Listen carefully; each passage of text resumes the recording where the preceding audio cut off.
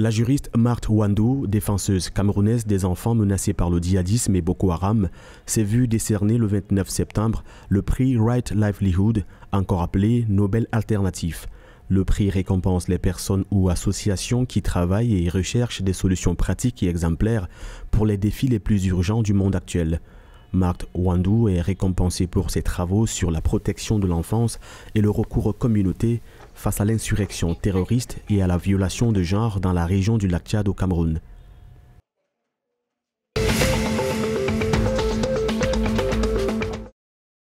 Accusés d'exploitation et d'abus sexuels, les casques bleus retirés de la force de maintien de la paix de l'ONU en RCA ont été entretenus par le chef d'état-major des forces armées gabonaises. Le général de division Yves Ditengu a promis des sanctions contre les militaires qui seront reconnus coupables des faits reprochés. Engagé en République centrafricaine dans le cadre de la mission de maintien de la paix de l'Organisation des Nations Unies, le contingent gabonais a été retiré du théâtre des opérations pour des cas d'allégation d'exploitation d'abus sexuels.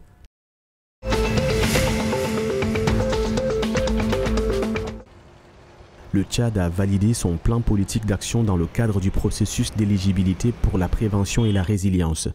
Le Premier ministre, Albert Pahimi Padaké, l'a signé ce 29 septembre. Une action initiée par la Banque mondiale pour aider les pays confrontés à la fragilité. L'allocation est destinée à accroître l'appui aux pays où il existe un risque d'escalade du fait des conflits et des violences. En marge du processus d'éligibilité, le Tchad a validé un plan politique d'action qui repose sur 5 objectifs stratégiques.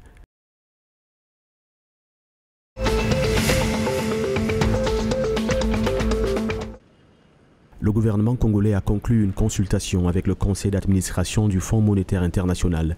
Les deux parties sont favorables à un nouvel accord de financement. Le conseil d'administration du FMI a demandé aux autorités congolaises, à l'issue des négociations, de renforcer la gouvernance et la transparence pour permettre au pays d'obtenir son financement et celui d'autres partenaires au développement. La République du Congo devrait renouer avec la croissance dès 2022, selon les estimations du FMI, après plusieurs mois de contraction due à la pandémie de Covid-19 et à la baisse des prix du pétrole.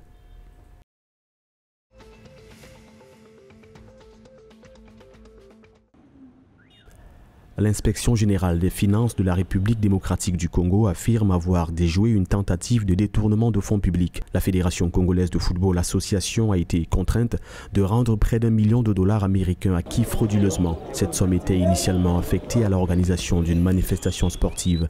Les dirigeants de la FECOFA sont contraints de rembourser l'argent au compte du Trésor.